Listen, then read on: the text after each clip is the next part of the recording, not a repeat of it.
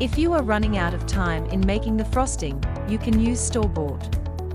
You can try making chocolate frosting taste homemade, like Betty Crocker's rich and creamy chocolate frosting.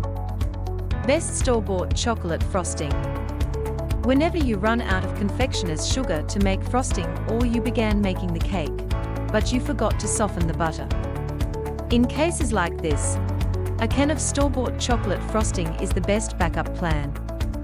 Betty Crocker rich and creamy chocolate frosting. It is sweet, delicious, has a creamy consistency and super smooth texture. Likewise, Betty Crocker's rich and creamy chocolate frosting has a great quantity of dark chocolate flavor, yet it does not taste bitter at all. Duncan Hines creamy home-style frosting. It also has a cream consistency and textbook chocolate frosting taste. Likewise, it spreads easily. That is why it is the ideal option for a DIY, do-it-yourself, cupcake party. Simple Mills Organic Chocolate Frosting. It is the best choice if you desire a fluffy texture in your store-bought chocolate frosting. Besides, it is an organic brand that is light and provides an excellent cocoa flavor. What you will need on how to make chocolate frosting taste homemade.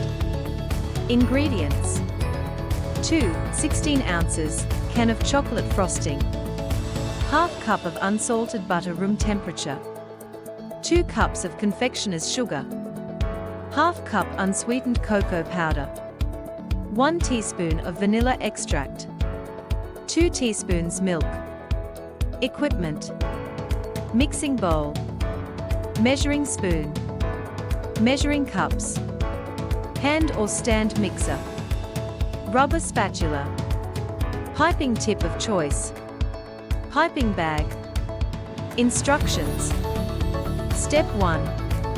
In a bowl, cream the butter with a hand or stand mixer on medium speed until the texture is smooth while gradually adding the cocoa powder. Step 2. Whip in the can of chocolate frosting to the batter. Using your rubber spatula, scrape the bowl's corners to make sure the batter is evenly mixed. Step 3.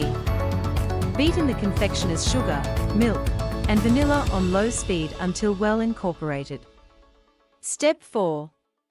Shift the hand or stand mixer's speed to high speed for 30 seconds to a minute or until the batter is fluffy.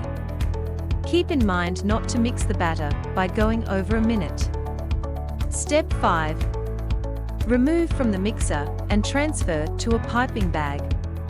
Afterward, decorate the cake as favored. Tips and tricks to make chocolate frosting taste homemade. If unsalted butter is unavailable, you can use salted ones, but there will be a change in texture and taste. Whipping chocolate frosting makes it a lot better. With that, utilize a whisk attachment and beat the store-bought chocolate frosting at room temperature, incorporating more air into it.